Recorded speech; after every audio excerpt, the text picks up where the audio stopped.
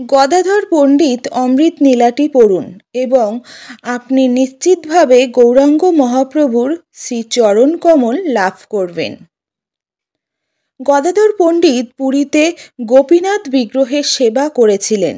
বিগ্রহটি এতই সুন্দর ছিল যে তাকে বৃন্দাবনের কৃষ্ণের মতো দেখাতো এবং ভগবান শ্রী চৈতন্যও তাকে আলিঙ্গন করেছিলেন।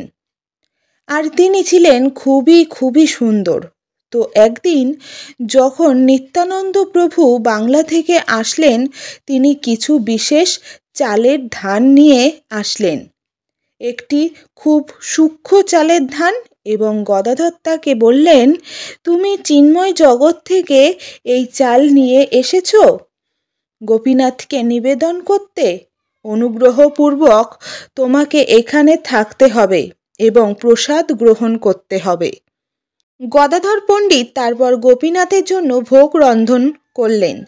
অন্ন, কিছু ডাল, পালং শাকের কিছু কচি পাতা রান্না করলেন এবং তিনি কিছু তেঁতুল পাতা রান্না করলেন। প্রসঙ্গত, তেঁতুল পাতা রান্না করা খুব সহজ কিছু নয়, আপনাকে খুব দক্ষ রাঁধুনি হতে হবে, কিন্তু তিনি জানতেন কিভাবে এটি রান্না করতে হয় এবং তিনি রান্না করেছিলেন। গদাধর নিত্যানন্দকে আলিঙ্গন করলেন এবং তিনি একটি শপথ গ্রহণ করেছিলেন যে কোনো ব্যক্তি যে কিনা নিত্যানন্দকে তিরস্কার করবে তিনি তার মুখ দর্শন করবেন না। যে কোনো ব্যক্তি যে কিনা নিত্যানন্দকে পছন্দ করে না তিনি তার সঙ্গ করবেন না। তাই তার নিত্যানন্দের প্রতি অন্তত ভালোবাসা ছিল। তো তারা দুজনে একত্রে ছিলেন এবং তারা একে অপরকে আলিঙ্গন করেছিলেন এবং কৃষ্ণের মহিমা কীর্তন করতে করতে ক্রন্দন করেছিলেন। আর তাই এটি ছিল একটি অত্যন্ত দুর্লভ মুহূর্ত। এরই মাঝে কোনোভাবে ভগবান শ্রী চৈতন্য উপস্থিত হলেন। তিনি বললেন, তোমরা উভয়েই এখন আমাকে বলো, কেন তোমরা আমাকে এই মহাভোজে আমন্ত্রণ করনি?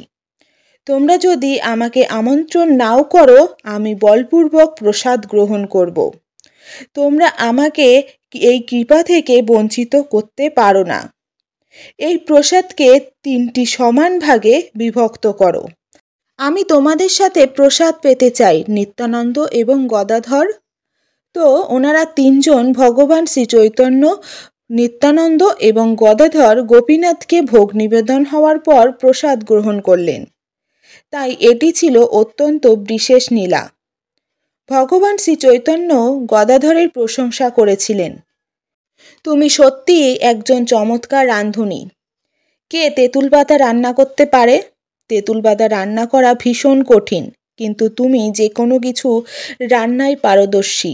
আমি জানি না তুমি কে, কিন্তু তুমি যে কোনো কিছু রান্না করতে সমর্থ এবং যা কিছু তুমি রান্না করো তার স্বাদ অমৃতের মতো হয়। যেহেতু গদাধর হলেন রাধারানী, যিনি গদাধর রূপে চৈতন্য লীলায় এসেছেন এবং তিনি একজন দক্ষ রাঁধুনি ছিলেন, তো এটি বলা হয়েছে যে যদি আপনি এই লীলাটি শ্রবণ করেন যে ভগবান শ্রী চৈতন্য, নিত্যানন্দ এবং গদাধরের সাথে প্রসাদ পেলেন, কিভাবে ভগবান এতটা দয়ালু, এতটা কৃপালু এবং কিভাবে ওনারা 3 জন ওনাদের কৃষ্ণ প্রেম এতটা বিনিময় করলেন তা শ্রবণ করেন, নিশ্চিতভাবে অতি শীঘ্রই আপনি গৌরাঙ্গের চরণ কমল লাভ করবেন। হরে কৃষ্ণ, রাধে রাধে, জয় গোপাল, শ্রী গুরু জয়।